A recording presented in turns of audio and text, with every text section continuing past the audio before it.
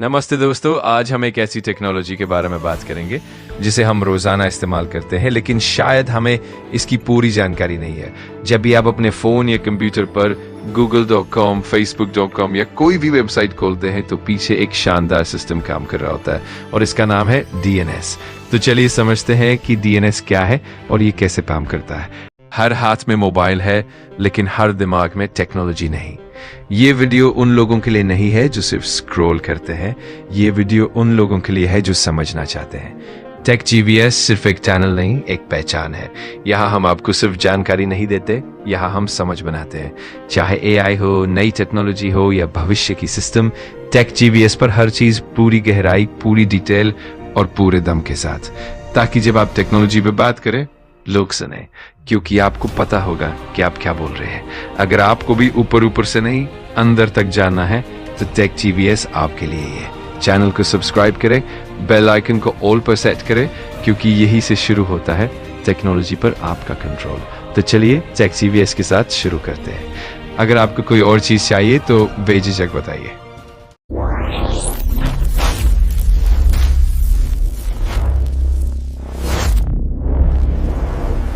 DNS क्या है? DNS यानी डोमेन नेम सिस्टम। इसे समझने के लिए एक आसान उदाहरण लेते हैं। मान लीजिए आपको अपने दोस्त को फोन करना है, तो आप क्या करते हैं? आप उसका नाम सर्च करते हैं और कॉल कर देते हैं, है ना? आपको उसका 10 अंकों का नंबर याद रखने की जरूरत नहीं पड़ती। आपका फोन उस नाम को नंबर से जोड़ देता है। बिल्कुल वैसे ही इंटरनेट पर होता है। जब आप ब्राउजर में google.com लिखते हैं तो आपके कंप्यूटर को असल में एक नंबर चाहिए होता है, जिसे IP एड्रेस कहते हैं। ये कुछ ऐसा दिखता है, 192.250.193.46। अब सोचिए कि अगर आपको हर वेबसाइट के लिए ऐसे नंबर याद रखने पड़े, कितना मुश्किल होगा, है ना? इसीलिए DNS आता है बचाव में। DNS इंटरनेट की फोन बुक की तरह है, जो वेबसाइट के नाम को IP एड्रेस से जोड़ता है। DNS कैसे काम करता है? अब समझते हैं कि जब आप youtube.com लिखते हैं तो क्या होता है।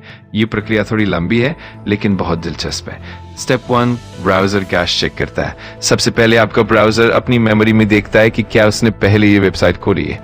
अगर हाँ, तो उसके पास IP एड्रेस सेव होता है और वो तुरंत वेबसाइट खोल देता है। इसे ब्राउजर कैश कहते हैं। अगर नहीं मिलता तो आगे जाता है। स्टेप 2, OS कैश चेक करता है। आपका operating system Windows, Android, iOS अपने पास भी एक कैश रखता है। ब्राउजर उससे पूछता है, क्या तुम्हें youtube.com का IP एड्रेस पता है? अगर नहीं तो अगला स्टेप 3, राउटर कैश। आपके घर के वाईफाई राउटर के पास भी एक छोटी सी लिस्ट होती है।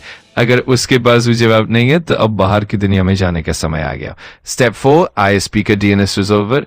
अब आपका रिक्वेस्ट आपके इंटरनेट सर्विस प्रोवाइडर जैसे जियो, एयरटेल, VI के DNS सर्वर के पास जाता है। इसे रिकर्सिव रिजॉल्वर कहते हैं। ये सर्वर बहुत महत्वपूर्ण है क्योंकि ये पूरी खोज करता है। स्टेप 5, रूट नाम सर्वर। अगर ISP को भी जवाब नहीं पता तो वो रूट नाम सर्वर से पूछता है। दुनिया में सिर्फ 13 रूट नाम सर्वर है। असल में ज्यादा है, लेकिन 13 IP एड्रेसेस है। ये सर्वर कहते हैं, मुझे youtube.com का एग्जैक्ट एड्रेस नहीं पता, लेकिन .com डोमेन के लिए इसके पास जाना है, ये मैं तुम्हें बता सकता हूँ। स्टेप 6, TLD नाम सर्वर। अब request TLD top level domain server. Step 6, TLD नाम सर्वर। अब request TLD top level domain server के पास जाती है। .com, .in, .org जैसे हर एक्सटेंशन के लिए अलग TLD सर्वर होते हैं। ये सर्वर कहता है, हाँ, youtube.com के लिए तुम्हें इस ऑथोरिटेटिव नेम सर्वर के पास जाना होगा। Step 7, authoritative name server. आखिर में इस सर्वर के पास असली जवाब होता है। वो कहता है, youtube.com का IP एड्रेस है 142.250.193.78। उदाहरण के लिए स्टेप 8, जवाब वापस आता है। अब ये IP एड्रेस ISP को मिलता है, ISP से आपके राउटर को देता है, राउटर आपके कंप्यूटर को देता है, और आखिर में आपका ब्राउजर उस IP एड्रेस पर कनेक्ट हो जाता है और आपको YouTube दिख जाता है। ये पूरी प्रोसेस सिर्फ कुछ मिली सेकेंड्स में होती है। अद्भुत है ना? DNS के फायदे: 1, याद रखने में आसान। आपको IP एड्रेसेस याद रखने की जरूरत नहीं, बस आसान नाम याद रखे। 2, लचीलापन। अगर कोई वेबसाइट अपना सर्वर बदलती है तो आपको चिंता करने की जरूरत नहीं, DNS अपने आप नए IP से कनेक्ट कर देता है। 3, स्पीड। कैशिंग की वजह से दूसरी बार वही वेबसाइट ज्यादा तेजी से खुलती है।